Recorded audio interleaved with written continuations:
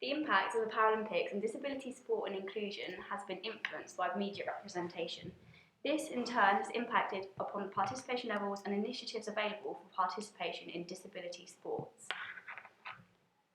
Do you think it was just because of Paralympics, that it was?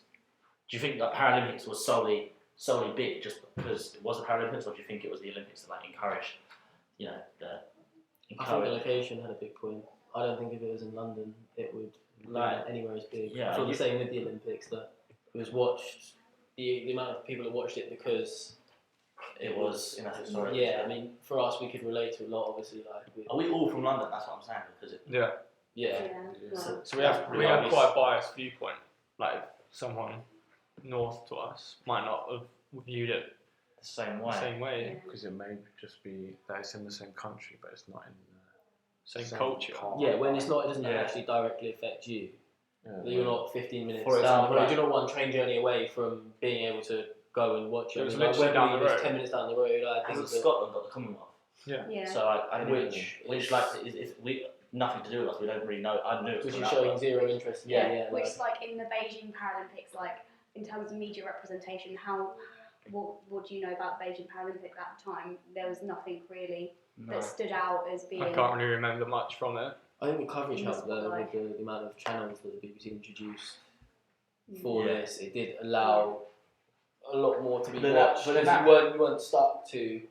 They have badminton on the Olympics. Yeah, but you weren't stuck to they have badminton on. You wanted to watch volleyball, you could watch volleyball. And whilst if that got to a break or half time or whatever break they're having now, you could then flip over to another channel which had something else. Yeah, but you can say because the BBC had the Olympics, but the Paralympics was on Channel 4.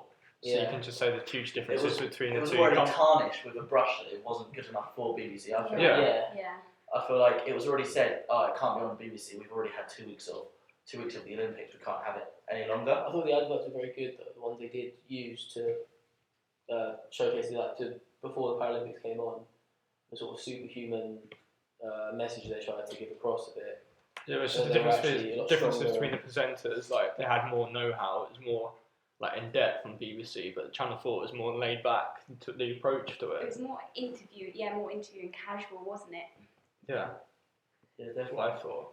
Do you reckon, because of it, because of, say, being here and the percentage of it, percentage of people watching was so high, 40 million people watched the Paralympics. Do you reckon that was just down to the Olympics just finishing and everyone was still pumped about the Olympics? What I noticed that a lot of people sort of got that kind of Olympic fever, and then they go to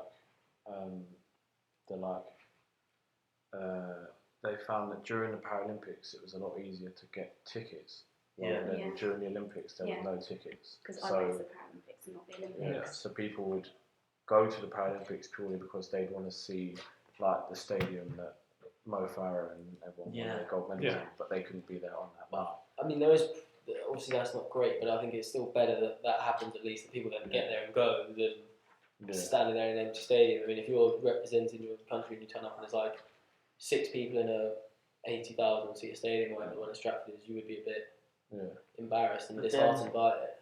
But then if you brought it back to say inclusion of that, we're saying spectators, we're all able-bodied and we all don't have any disabilities. So in a way, we've watched it just because it's awareness for that sport.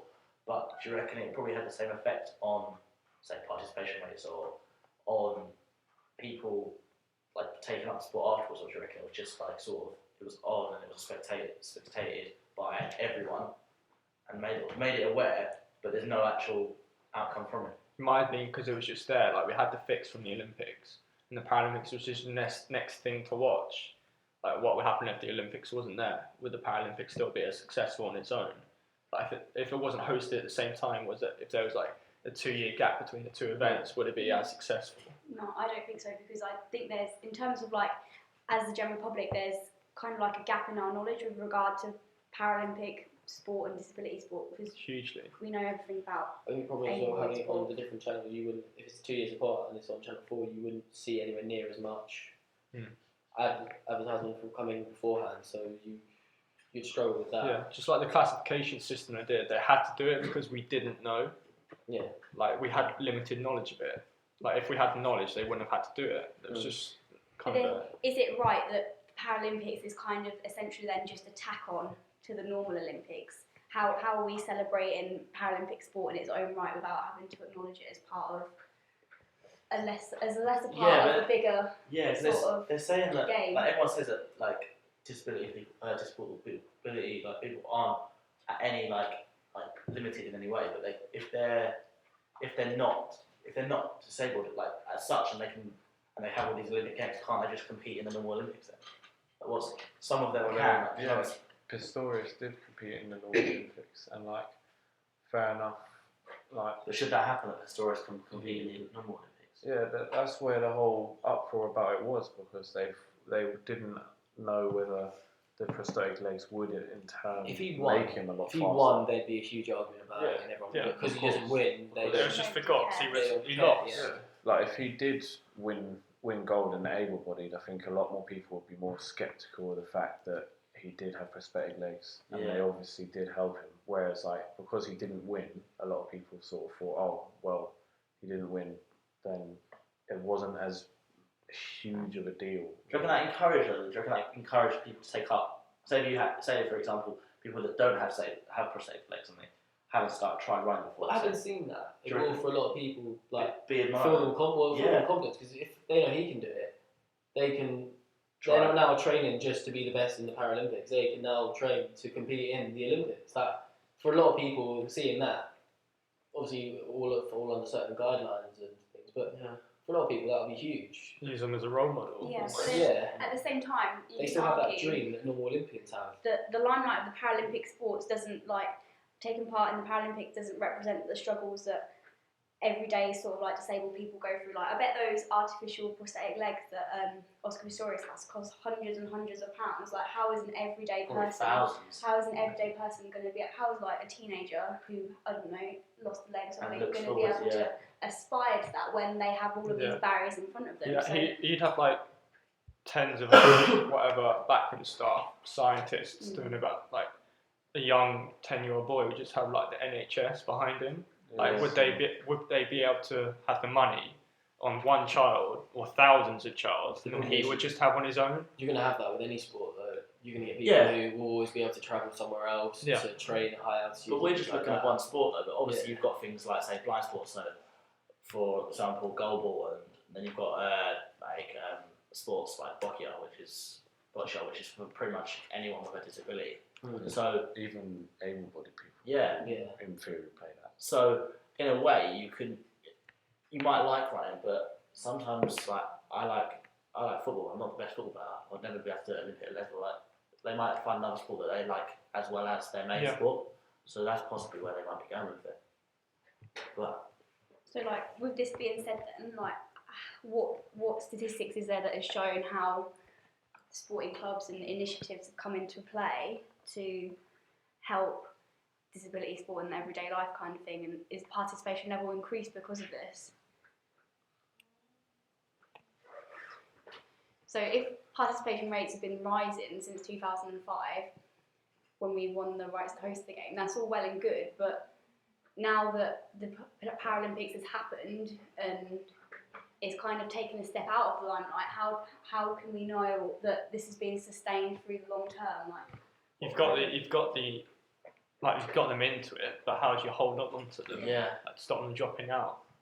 and then again, you can link that back to the media and say, well, if the media played a more predominant role in terms of what they do with disability sport and inclusion and the kind of like how it is broadcast to the world kind of thing. but when you say it doesn't sell, disability sport doesn't sell. Yeah, like It's not what everyone wants to hear every day. You don't want to look at the back of the paper and see that. Like, yeah, we've recently been seeing Oscar Pistorius, but that's because. Well, I think murdered unfortunately someone. It's not it is front done on what page you can of it, relate to but- as well. Yeah. So like, if I'm seeing able-bodied person in football, you think, oh, I could do that, but I'm not going to look at disability formula in their sport and think that's what I'm going to be doing because that doesn't relate to me. So then in a way you I think can't probably participate. Like, the big multinational companies wouldn't really see it as a commodity. Like, they can't sell it. For them, they'd see it as not being able to make It money. appeals to far less. Like, all the sponsors that you had, percentage of the all the population. sponsors that you had for the Olympics, they wouldn't have been in the Paralympics because they just can't sell it. for them and I their think lives. what people sometimes seem to miss with this kind of stuff is that at the end of the day, it is a business, and I think the Olympics as a whole would be a lot easier to sell than the Paralympics. So if the Olympics, with the Paralympics coming after the Olympics, it's kind of got that element of people have still got that kind of fever, like the same way, like Sochi had it in the winter. We all watched the Winter Olympics. They're like, next week Sochi. when Paralympics. Sort of like England won the World Cup in rugby, everyone wanted to be the next Johnny Wilkinson for the next couple of months. Same as cricket when England won the Ashes. Yeah, the phase it's Everyone a phase while it's there, while it's fresh in the mind. Yeah, so with the Olympics, I think straight after it being the Paralympics, people would still be involved watching it. So therefore, if they did put the Paralympics on its own, I'm not sure how it would be perceived on its own without that kind of. There was troubles when it first started in like the 60s. Most of the host countries refused to do the Paralympics. They just did the Olympics, and they just had to settle on a venue on their own just to find it. And there was countless years that they wouldn't have a 4-year cycle as well. It's more sporadic and all over the place. I think a lot of the problem was back then though is funding, money back then. That people were losing tons of money. Like saying one, I don't think you could necessarily afford it. Putting on both would just cost vast amounts of money. Wouldn't you say though, if you put them spaced out, the target audience for the games will be watched by the right people? Because we've watched the Paralympic Games, but none of us can ever play in the Paralympic Games. So technically, for participation and inclusion, we're never going to see the benefits of the Paralympic Like Games. the audience for would be us. more targeted. Yeah, so say if like Olympics was here, and then the next year, 2013, London had the Paralympic Games, I reckon it'd be more of a hype back because London's got a massive World Cup thing, a world event coming to its city. Plus, people who would be targeted would be Paralympians, and they wouldn't just be like, oh, we're just an after show of the Olympics. It'd be more that we're our own organisation.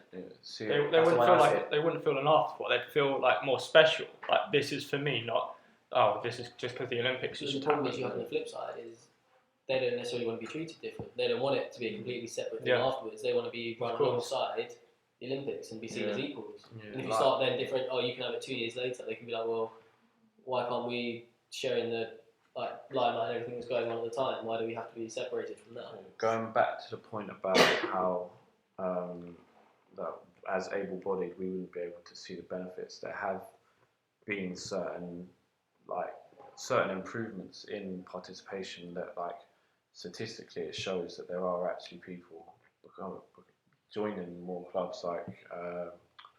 There's 148, I think it is, new wheelchair basketball teams. Since the Paralympics, that's considering that before then there was limited numbers, and the only real wheelchair basketball player that anyone ever knew was only known because of children's television. TV, and he was only put on there probably to make it more, moral and diverse. So therefore, that coming from the Olympics alone does show that there is a certain level that participation has increased, but it's not gonna have a massive increase, which the Olympics itself may have done for able-bodied because of the actual target area is so much smaller than. So kind of you need to kind of use the Paralympics kind of as a way of kind of reinforcing and encouraging participation for disability sport, but perhaps it needs to be something which is used alongside other methods to encourage participation. Maybe government needs to be involved, I believe. It's alright doing the sport on its own, but the government need to come in with the policies, with the funding. It's targeting schools, taking it back to schools. About the grassroots funding. Yeah, there isn't. Sport can't continue. It can't function on its own. So Active Kids came about, which was launched pretty much straight after the Olympics, and it was £2 million funding to get people with disabilities in mainstream sport classes. But then you've got to see on the other side, what does that participation happen for the able? And they've got to differentiate their lessons to meet everyone's needs. And does it lower the challenge for the other people? In a way, you don't want to segregate them, but if we're looking at Paralympics in schools, the sports they play in the Paralympics for cannot be the same as say Yeah. Olympians, because It has to be different because they're different Yeah. needs. boccia you can't play in school. You can, but it's not a school sport, so for example, it's not really going to be played. Goalball, yeah, a few able kids would probably like that. Yeah. But if you go and put a blindfold on an able kid, yeah, it's alright, yeah, it's pretty cool, but then it's not football, it's Would not they rugby, involve it's the not boccia tennis. in an hour PE lesson, or would Yeah. they want to go and kick a football Then out on that the could be- field? that could be implemented, like teaching the understanding and the knowledge to the Yeah. students in the PE lessons that occasionally you will end up doing something different, like blind football and things like that, to give a different perspective and to help them Yeah, understand. for sure. But obviously in 2013, Sainsbury's did have the anniversary games, which I think has carried on a bit of the legacy. But apart from that, There's been nothing really in the news. No. you don't hear of any sport events. And the only part that you do hear about, say, Paralympians is sportswomen on a Tuesday morning on Sky Sports News. They always have a Paralympian that they talk about Yeah. who's up and coming or has We're done drip something. thread from football, from the Premier League, rugby, all these different sports, but the Paralympics is usually just left on the sideline to whenever the Paralympics happens. That's really when it comes into the news. Yeah. But apart from that, you don't really hear about You any don't hear about any sports competition as or anything like that. So I don't know, maybe going forward there needs to be some sort of Universal change. like, Yeah. and it can't just be Great Britain that can change it because it's going to have to be from every country. Yeah.